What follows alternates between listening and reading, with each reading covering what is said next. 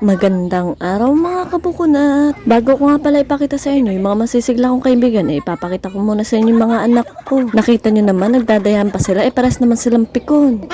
Kinabukasan nga, pagbukas ko nga ng tindahan, nagbalat na ako nitong buko para kung may bumili man, may bibigay na ako. Naggaling-galingan na naman nga ako dyan, kaya nagilamos na naman ako ng buko. Hindi na nga ako nakapagbukas nito na hindi ko natalsikan. Abay mare, paano gagawin ko? May galit yata siya sa akin. Half day nga lang pala kami ngayon dahil nga pala Sunday. Sakto naman, meron kaming pupuntahan na birthday ngayon. 7th birthday nga pala to ng isa sa anak ng kumare ko. Abay mare, wala naman nang aangkin. Enjoy nga sa Ate Cheska sa panonood ng clown habang isa naman enjoy na enjoy sa loot bag. Kita mo yun mare, nagka-20 pa siya, hindi na nga siya nanonood. At dahil mabait yung anak ko, abot agad sa nanay. Pinanood na nga namin tong clown at enjoy na enjoy nga yung mga bagets. Biruin mo, manonood ka lang kasi magkakapera ka pa.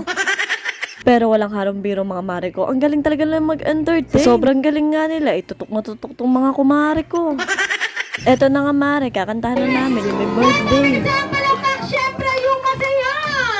Say, happy birthday! Sabay si birthday! Happy birthday! Wow! Palakpakan naman natin si James! Hanggang dito lang ang mga mare ko. Gugulatin ko pa tong isang kumare.